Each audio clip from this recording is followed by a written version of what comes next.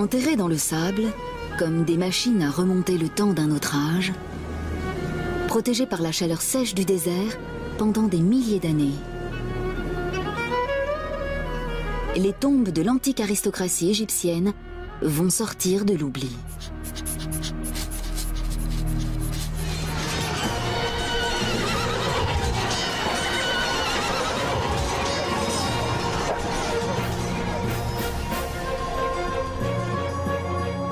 Trois hommes creusent le sable pour exhumer de nouveaux chapitres de l'épopée égyptienne.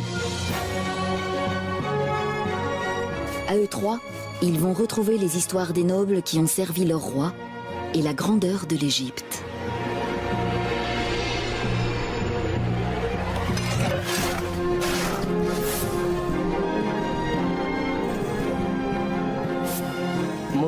Plus on découvre de momies, plus on en apprend sur l'histoire de l'Égypte antique.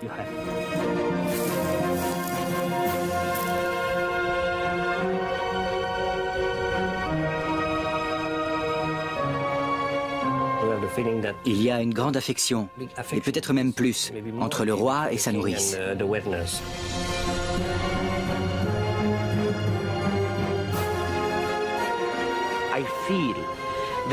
Si je regarde en profondeur dans le sol du pays, j'imagine qu'il y a des tas de tombes remplies d'or qui n'ont encore jamais été fouillées.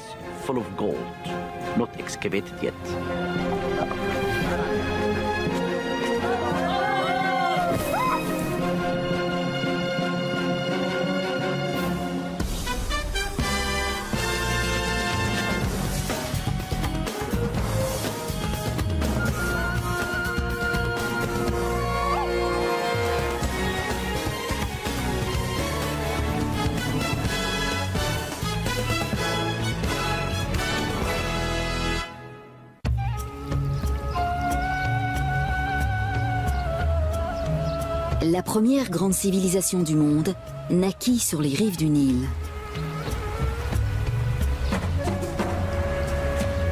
L'Égypte, dans toute sa gloire monumentale. Des vestiges de cette époque sont toujours visibles. Certains sont énormes, admirables, mais le plus souvent, ils sont modestes et à l'abri des regards.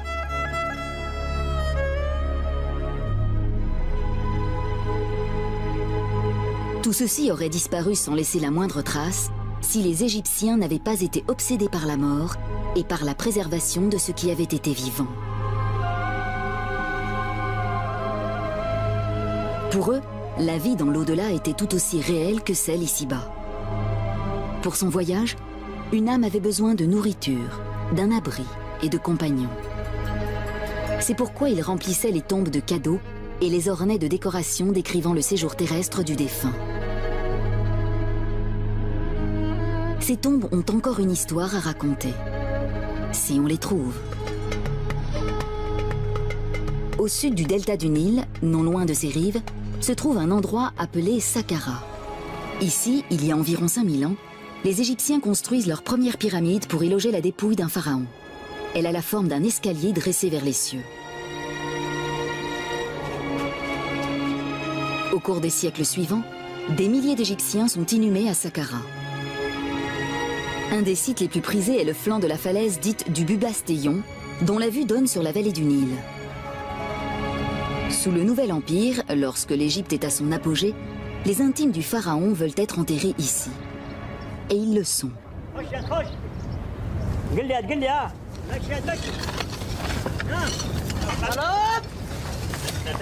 Aujourd'hui, on les exhume. Alain Zivy, égyptologue au CNRS et responsable de la mission archéologique française du Bubastéon, supervise ces fouilles depuis 1986. Si quelqu'un m'avait dit, il y a des années, que je passerais plusieurs mois ici, même plusieurs années au total, je ne l'aurais pas cru. Parfois, je me demande ce que je fais à jouer dans le sable, parce que je ne suis plus vraiment un gamin. Mais j'ai compris que je faisais ce dont je rêvais.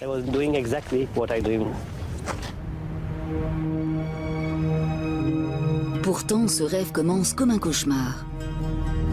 Les premières salles qu'il inspecte forment une nécropole de momies de chats. Des milliers. Ce sont les vestiges d'un culte des animaux en vogue sous les dernières dynasties égyptiennes. On élevait des chats par millions pour les sacrifier. Cependant, il n'y a pas que des chats.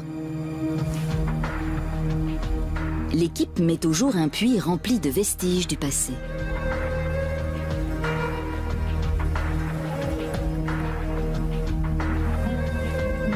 En creusant, les hommes découvrent un premier niveau, puis un autre, et encore un autre. Et à 21 mètres de profondeur environ, ils tombent sur quelque chose.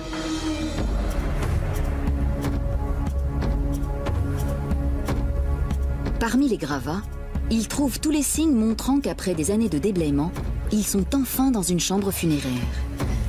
Parmi ces objets se trouve un vase canope utilisé pour recueillir les entrailles et les organes vitaux. Et son couvercle.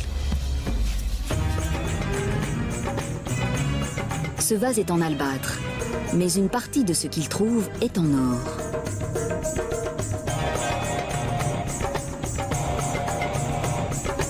Tous ces trésors et bien d'autres furent enterrés avec la momie d'un officiel de haut rang qui vivait sous le règne du pharaon Akhenaton.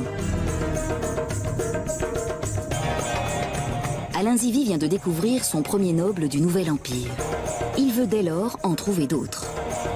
Son équipe se met au travail à l'intérieur même de la falaise.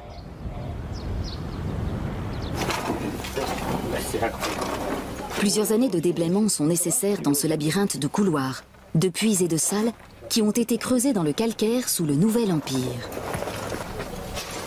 En chemin, l'équipe découvre d'autres tombes abritant de riches et célèbres Égyptiens. Aujourd'hui, elle vient d'en trouver une nouvelle.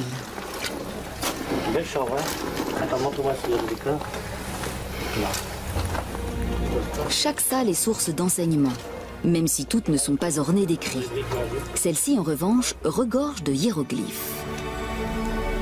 Il y avait du sable, j'avais une petite lampe sur moi et j'ai vu la dame. La dame. Son portrait court sur les murs de sa chapelle où amis et parents venaient l'honorer. Mais son corps a dû être inhumé plus en profondeur. En nettoyant les murs, les archéologues découvrent de plus en plus de représentations de la dame. Tout semble démontrer qu'il s'agissait d'une femme influente. Très rapidement, j'ai compris qu'il s'agissait bien de la tombe d'une femme. Cet endroit est immense. C'est vraiment exceptionnel. Elle a donc dû bénéficier de la faveur du roi. De plus, elle avait de nombreux titres intéressants qui montrent qu'elle était très appréciée. J'ai donc cherché son nom et je l'ai trouvé ici. La nourrice royale ayant alimenté le corps du dieu. Alain Zivie traduit ce nom par Maya. Et bien vite, il découvre la raison d'un statut aussi élevé. Sur une image, Maya est représentée face à un jeune homme efféminé portant la coiffure d'un pharaon. Voici le dieu qu'elle a nourri au sein. Et ce dieu n'est autre que le pharaon Toutankhamon.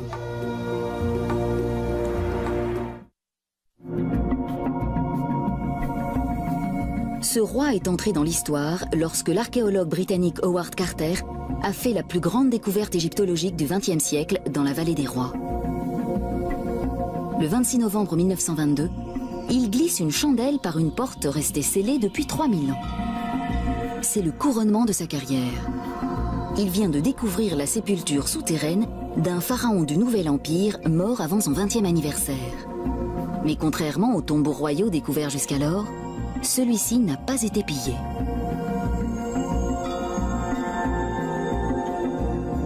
Salle après salle, il découvre des montagnes de trésors qui dépassent l'imagination.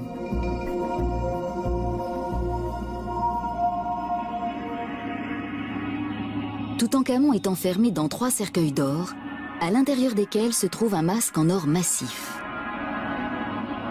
Une statue d'or du jeune souverain se trouve non loin. Un trône doré montre le roi auprès de sa fiancée, encore une enfant. Peut-être sa demi-sœur. La découverte d'Howard Carter apporte une manne de renseignements sur la disparition de l'enfant roi. Mais sa naissance, elle, reste nimbée de mystère. Il était certainement le fils d'Akhénaton, le pharaon hérétique qui vénérait le seul dieu soleil et non le panthéon polythéiste traditionnel. Akhénaton et son épouse Néfertiti eurent 6 filles. Certaines sont représentées ici sur les genoux de leurs parents.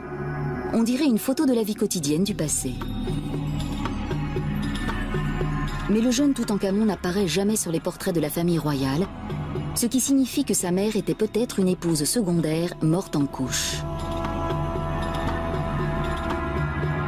Encore enfant, le pharaon a donc besoin d'une nourrice. Et apparemment, il en a trouvé une, la dame Maya, qui appartenait presque à coup sûr à son cercle intime. Une nourrice de la grande dynastie n'est pas une simple babysitter, mais une femme de la cour, car elle donne son lait pour alimenter le corps du dieu, le roi bien sûr. Et n'importe qui ne peut pas s'en charger.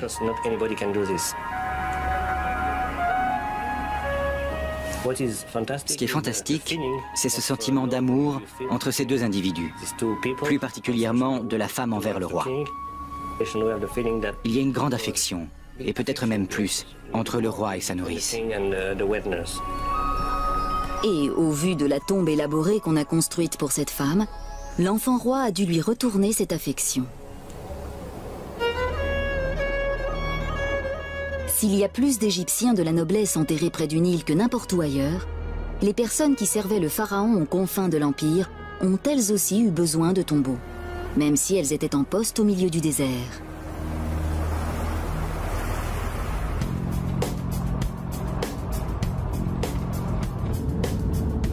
Le docteur Zahi Hawass, secrétaire général du Conseil supérieur des antiquités d'Égypte, est responsable de tous les vestiges du passé.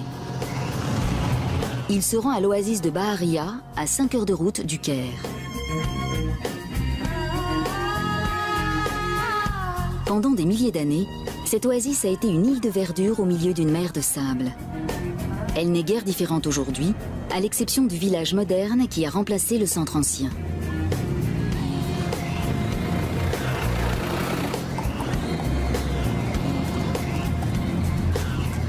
Environ 7 siècles après Toutankhamon, au début du déclin de l'Empire égyptien, c'était un centre agricole prospère. Il y avait donc suffisamment d'argent pour faire construire de riches tombeaux. Les habitants de la région avaient pleinement conscience d'être installés à l'aplomb d'une source de richesse et ils ont trouvé un moyen original de l'exploiter.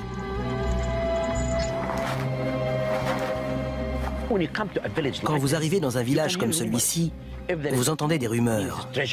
S'il y a une tombe, il y a un trésor, de l'or. Ces bruits passent d'une personne à l'autre, prennent de l'ampleur, et c'est pourquoi les gens veulent construire leur maison au-dessus des trésors des pharaons. Une maison, si elle est construite juste au-dessus d'une tombe, permet à son propriétaire de creuser directement dans sa cave à chaque fois qu'il a besoin de vendre un objet sur un marché noir avide d'antiquités. Cette pratique perdure encore aujourd'hui, et Zahi Hawass veut y mettre un terme. Il a donc fait un choix qui prête à controverse, détruire certains logements.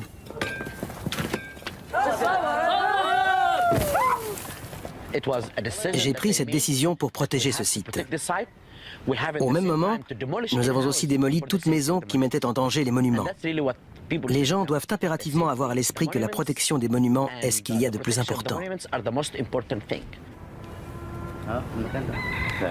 Les fouilles sous le village moderne continuent de mettre au jour des objets remontant au dernier temps de l'histoire égyptienne, au moment où la Grèce prenait son essor. Cette tombe restaurée date de l'an 600 avant Jésus-Christ, soit de la 26e dynastie. À cette époque, l'Égypte n'était plus une superpuissance. L'influence du pharaon avait décliné au profit des autorités locales, surtout dans les avant-postes prospères comme Baharia.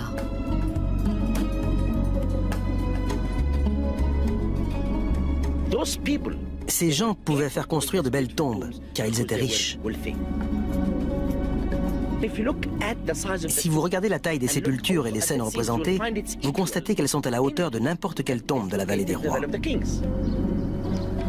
Une des sources de la richesse de Baharia était un vin de date dont le monde méditerranéen était friand.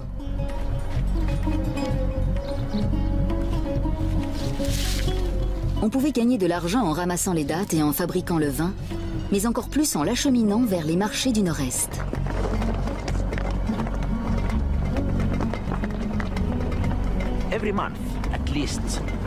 Au moins une fois par mois, une grande caravane de mules parcourait les 320 km qui séparent Bahariya de la Moyenne-Égypte. C'était un voyage difficile, mais il faut bien se dire qu'à l'arrivée, c'était la fortune.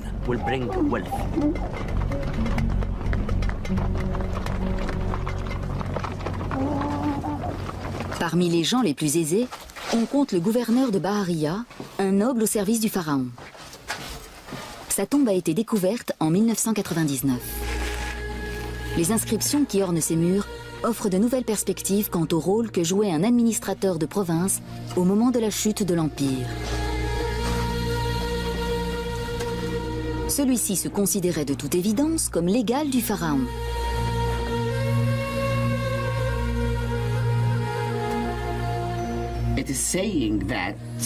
Il est dit que c'était un prêtre d'Isis et d'Osiris et qu'il s'appelait Gad Rensu Eyouf Ankh. Il est devant le grand Dieu. On voit ici qu'il deviendra un roi dans l'au-delà, car Osiris tient les instruments du pouvoir. Ensuite, Zahi Hawass se met en quête de la tombe de l'épouse du gouverneur.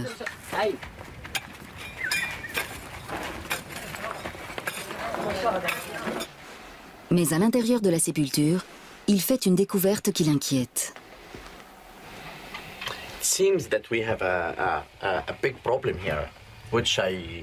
Il semble que nous ayons un gros problème auquel je n'avais pas vraiment songé avant.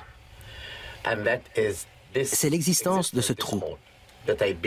Je crois que des pillards, peut-être à la période romaine, sont entrés par cet orifice et qu'ils ont volé la plupart des objets. Nous allons donc peut-être faire chou blanc dans cette salle. Ce serait dommage, car nous en avons besoin si nous voulons savoir à quoi servait vraiment cet endroit.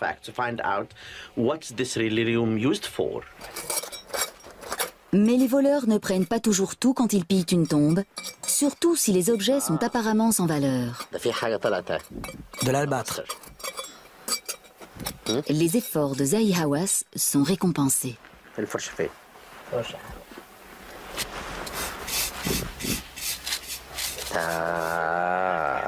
Joli.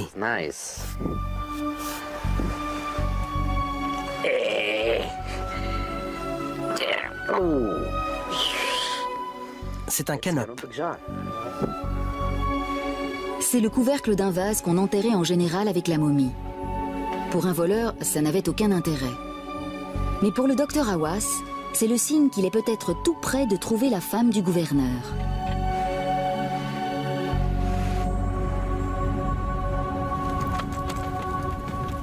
À Saqqara, Alain Zivi cherche toujours sa dame perdue. En effet, la chambre funéraire de Maya reste introuvable. En revanche, les chats momifiés sont légion. La plupart de ces animaux ont été enterrés tardivement dans l'histoire égyptienne, à l'époque où Cléopâtre était reine et où Jules César gouvernait à Rome. Le nouvel empire des grands pharaons n'était alors plus qu'un lointain souvenir. Sous le joug d'un pouvoir étranger, les Égyptiens trouvèrent le réconfort dans des cultes qui exigeaient le sacrifice d'animaux.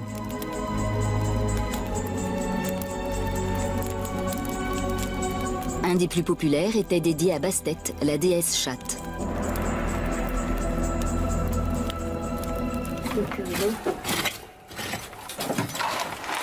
Devant cette profusion, Alain Zivi décide qu'il est temps d'examiner ces momies en détail, mais sans les ouvrir. Bon, je sais pas, au tamis, quoi, pour... Ouais. Cette tâche incombe à un couple d'experts en radiologie, Martine et Roger Lichtenberg.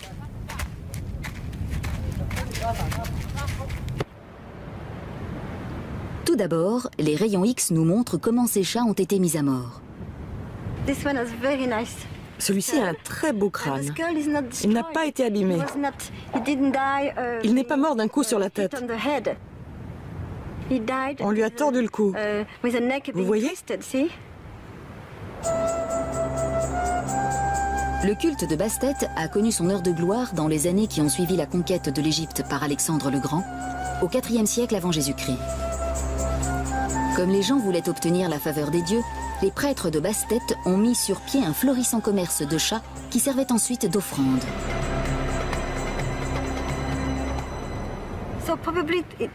C'est un gros chat. Mais les plus gros, on n'osait pas leur briser les cervicales. On leur assénait un coup sur la tête. C'était un bel animal, regardez. Après sa mise à mort, le chat subissait le rituel de momification traditionnel. Les prêtres embaumaient son cadavre et l'enroulaient de lin.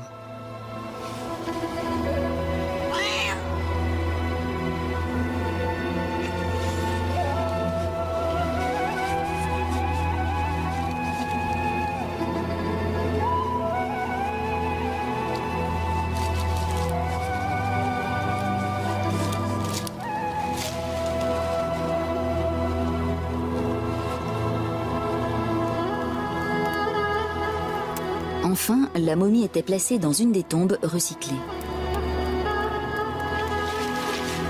Naturellement, les prêtres effectuaient tout ce travail en échange d'une rétribution, et normalement, les clients obtenaient le service pour lequel ils avaient payé. En fonction de ce que vous pouviez débourser, vous aviez une petite ou une grosse momie. Si vous étiez très riche et que vous teniez vraiment à plaire à la déesse, vous achetiez une grande quantité de chats.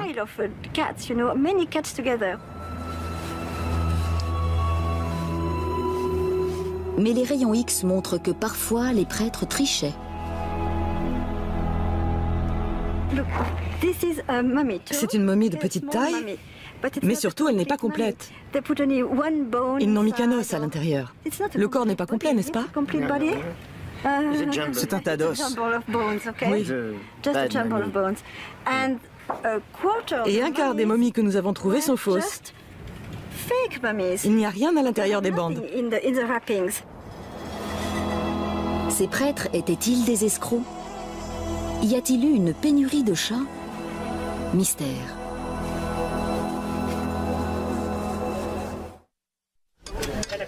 En cherchant la chambre funéraire de Maya, l'équipe d'Alain Zivy a trouvé l'entrée d'une autre tombe, une dizaine de mètres plus loin.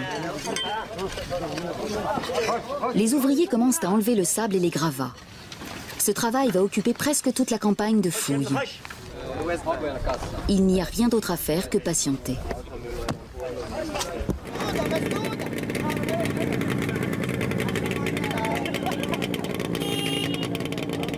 À 320 km à l'ouest, à Bahariya, la recherche de l'épouse du gouverneur arrive à son terme.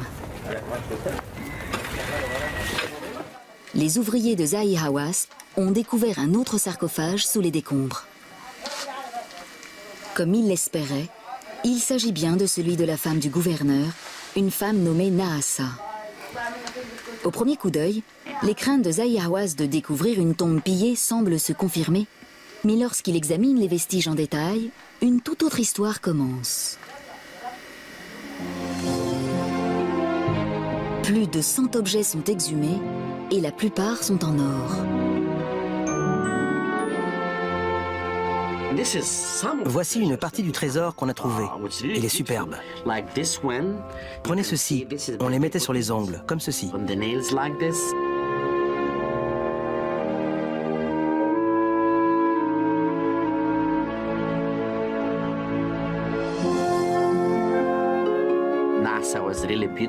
Nahassa était vraiment très belle et elle voulait parer son corps d'or pour vivre heureuse dans l'au-delà.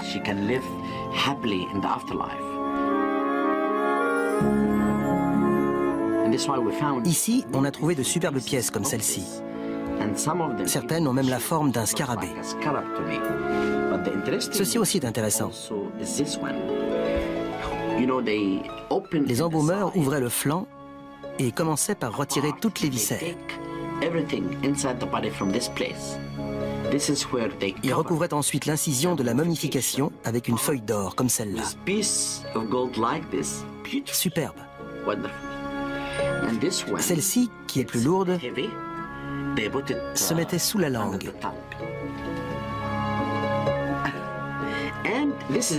Et celle-ci, c'est ma préférée. Je l'adore. Regardez. Elle a mis le nom du roi sur son cœur parce qu'il est le protecteur de l'Égypte.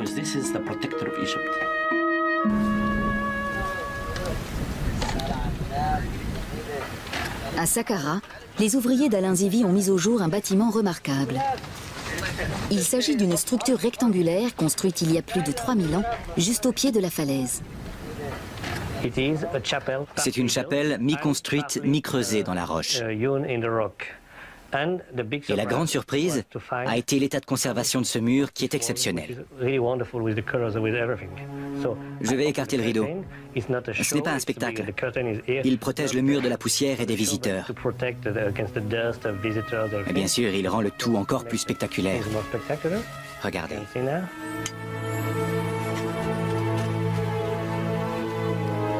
Pardon? Une grande partie de la chapelle est ainsi. C'est merveilleux.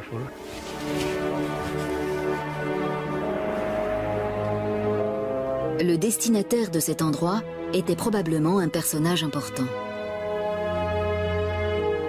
La salle est vaste, même en vertu des normes égyptiennes, et on n'a pas lésiné sur sa décoration. Sur chaque mur, des peintures, des gravures et des inscriptions confirme que cette sépulture a appartenu à un noble fortuné du Nouvel Empire. On lui avait préparé un festin pour satisfaire sa faim dans l'au-delà. Et des serviteurs exécutaient ses moindres désirs.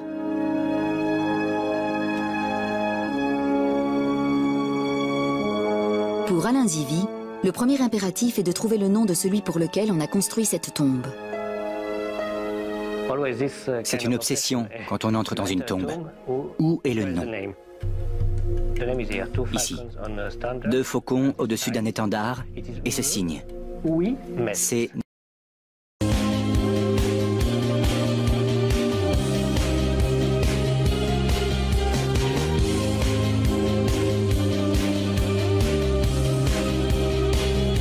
Netcherwimès. Comment le lire? Il y a plusieurs interprétations.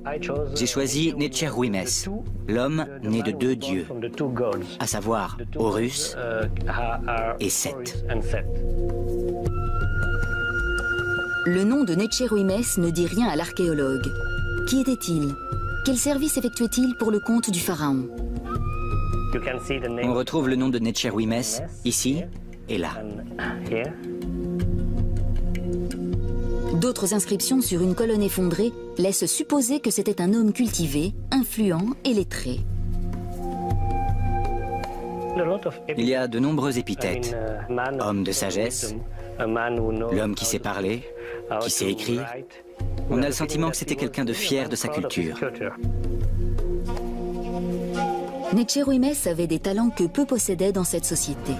Il savait écrire, ce qui suffisait à lui assurer un poste de haut rang. Savoir lire et écrire, surtout écrire, était source de pouvoir dans un bon nombre de sociétés. Et un personnage officiel en Égypte savait écrire. Mais Alain Zivi est certain que Netcherwimès était plus qu'un simple scribe pour avoir mérité une sépulture aussi resplendissante. De toute évidence, il servait le pharaon. Et avec efficacité. Mais de quelle manière ?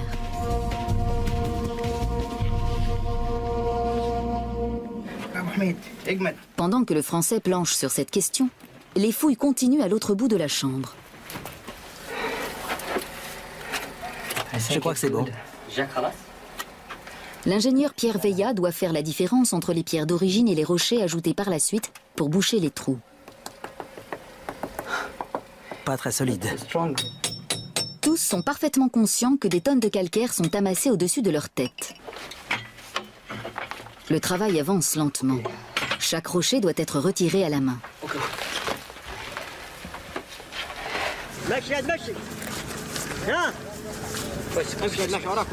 Mais finalement, le passage est dégagé.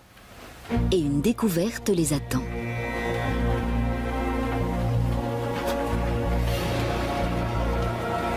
Il s'agit d'une statuette du pharaon que Netcherwimès a servi, un roi qui a laissé son empreinte sur l'histoire de l'Égypte. Ramsès II. Il dirige l'Égypte pendant plus de 60 ans, donne naissance à près d'une centaine d'enfants et préside aux plus grands travaux de l'histoire de son empire, entre autres à Luxor et à Abou Simbel.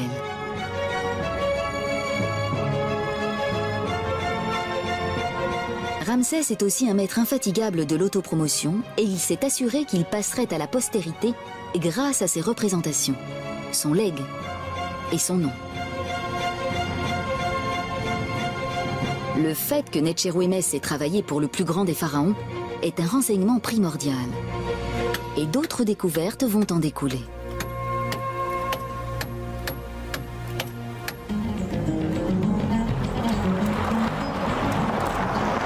Dans les faubourgs de l'oasis de Bahariya se trouve un cimetière gréco-romain découvert en 1996 par Zahi Hawass et son équipe.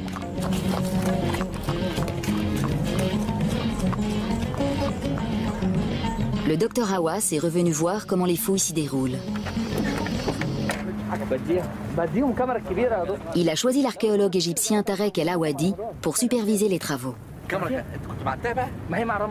Le cimetière s'étend sur 36 km², intégralement noyé sous le sable. Où que vous creusiez ici, vous tombez sur une tombe. Si vous regardez le terrain, vous voyez partout la trace de petits monticules. Et s'il y a un monticule avec quelques objets, comme des morceaux de poterie, c'est qu'il y a quelque chose dessous. Dans toute cette zone, si vous mettez la main dans le sable, vous trouvez l'entrée d'une sépulture. Ensuite, vous commencez les fouilles et là, c'est le plus important, il faut faire attention car en dessous, il y a des momies.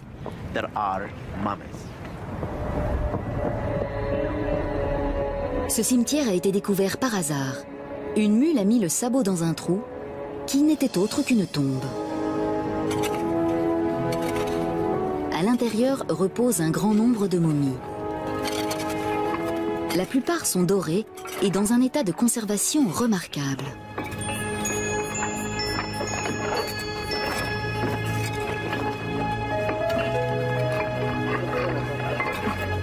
Le docteur Hawass a autorisé une recherche à grande échelle et on a trouvé de plus en plus de momies d'or.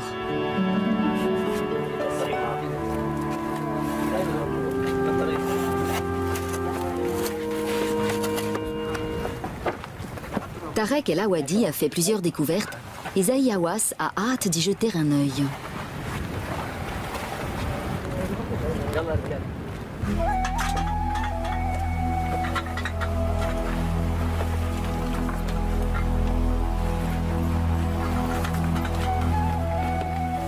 Cette tombe a de toute évidence été visitée par des pillards qui ne se sont pas contentés d'un simple vol. Des individus sont entrés et ont coupé les têtes de toutes les momies. C'est très étrange. Vous pouvez constater que toutes ces momies ont été décapitées. Regardez cet enfant, il n'a plus de tête. Derrière moi, la tête a été tranchée. Sur celle-ci aussi. Ça doit dater de l'Antiquité ou de l'époque moderne. Quelqu'un cherchait quelque chose à l'intérieur des momies.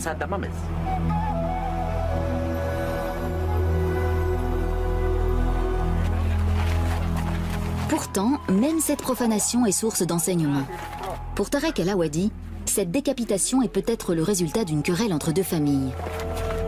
Même les cadavres des enfants ont été décapités pour venger une querelle oubliée depuis longtemps.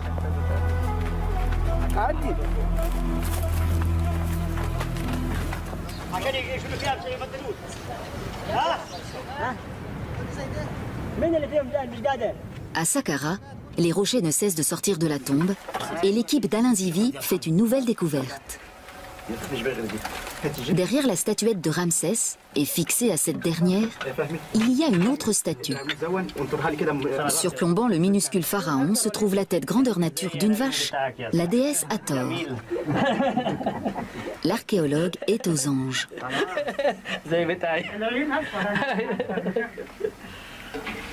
Il m'a demandé si les yeux de la vache sont verts ou bleus. Je lui ai répondu qu'ils sont comme les vôtres. Superbe.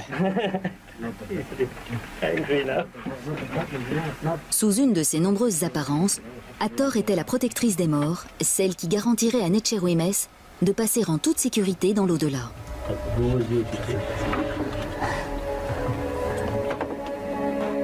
Sa présence ici confirme l'hypothèse d'Alain Zivie, selon laquelle le mystérieux Netchérouïmès a joué un rôle politique d'importance lors du règne du grand pharaon. Il a été récompensé par une inhumation somptueuse sous la garde bienveillante d'Hathor et de Ramsès. Mais l'archéologue ignore toujours ce que Netchérouïmès a fait pour la mériter. En quête d'indices, Alain Zivie se rend dans l'ancienne capitale égyptienne, Thèbes.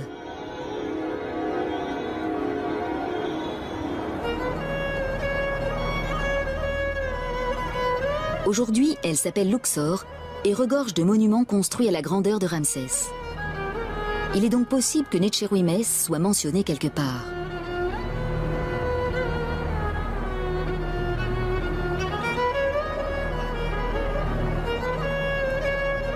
Les murs se souviennent encore des hauts faits du grand Ramsès, surtout de ses victoires militaires. Il s'agit toujours de batailles, de guerres, de combats. C'est l'histoire de l'humanité. Chaque guerre nécessite un ennemi.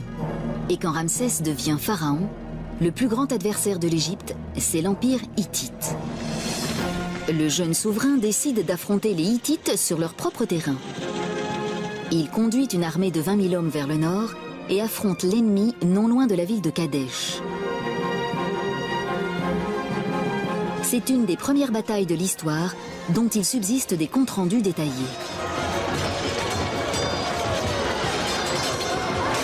Les Hittites attirent les Égyptiens dans une embuscade. Ramsès et quelques centaines de ses hommes se retrouvent séparés du gros de l'armée et bloqués non loin de la rivière Oronte.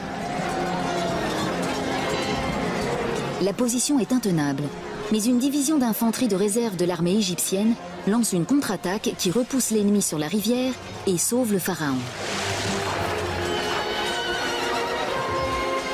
Ramsès rentre en Égypte et répand aussitôt la nouvelle de son éclatante victoire.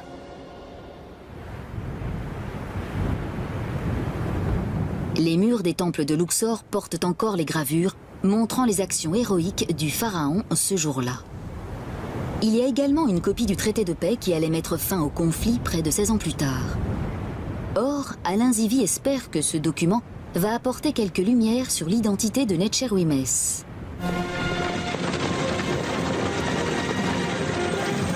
Les négociations, longues et chaotiques, se soldent finalement par un accord.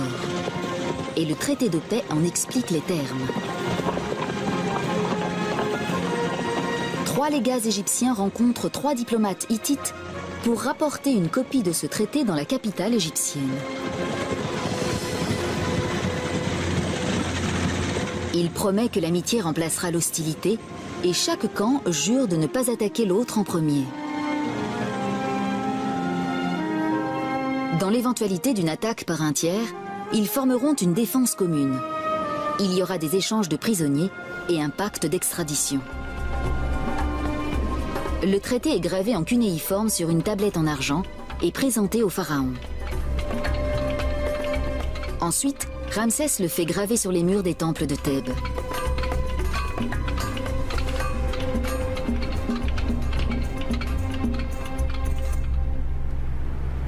Alain Zivie essaye de déchiffrer le nom de l'homme qui dirigeait l'équipe de négociation et qui a rapporté le traité au pharaon. Bingo! Je vois le mot « envoyés royaux ». Et après, peut-être une tête de faucon. Ça pourrait être une partie du nom de Netchérouïmès. On peut le comparer avec les Ramessides d'inscription. C'est un petit peu la Bible de cette période. Voici le traité de paix. Ça pourrait bien être le nom de Netchérouïmès. 2 faucons au-dessus d'un étendard. Netchérouïmès, l'homme qui a conclu la paix entre les 2 grands empires et qui en a été récompensé avec largesse dans l'au-delà. C'est un personnage historique. Pour moi, c'est fantastique. Peut-être aussi important que la statue de la vache Hathor. Ça n'est pas seulement un chef-d'œuvre exceptionnel, pas seulement une belle sépulture.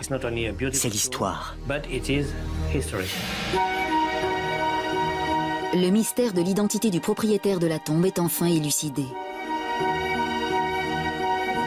Quant au dégagement d'Hathor de sa prison de pierre, il continue.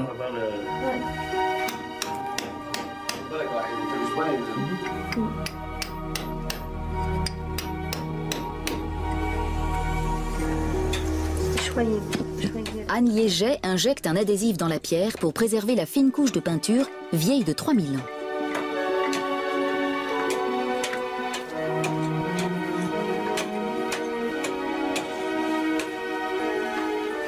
Et enfin, un jour, Hathor est libéré. Pour Alain Zivie, cette campagne de fouilles est terminée. Une nouvelle tombe a été découverte et a retrouvé sa splendeur d'antan. Un autre sujet du roi a été identifié grâce au cadeau qu'il a emmené dans l'au-delà.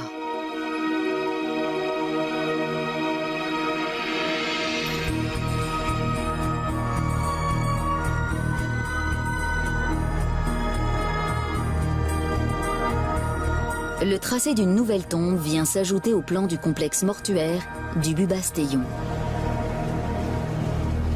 L'année prochaine, il faudra enlever une nouvelle couche de sable.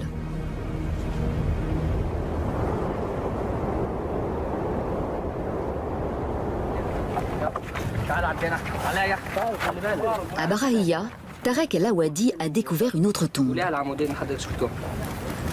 Zahi Hawass est là pour l'inspecter.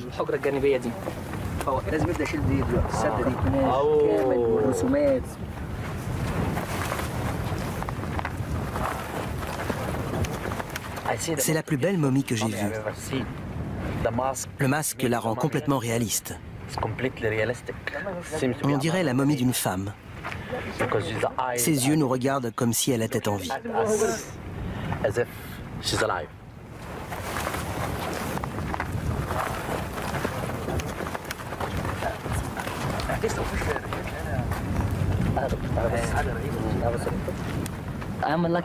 J'ai de la chance d'avoir trouvé cette sépulture.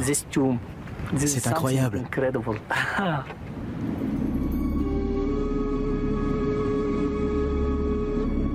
Chacune de ces momies a été enterrée à la fin de l'histoire de l'Égypte antique, environ 1500 ans après l'apogée de Ramsès. Cette civilisation qui avait duré 3000 ans était presque arrivée à son déclin. Mais même si la culture qui avait uni cette terre et ce peuple s'estompait, l'obsession de la mort et de l'au-delà chez les Égyptiens était toujours aussi forte.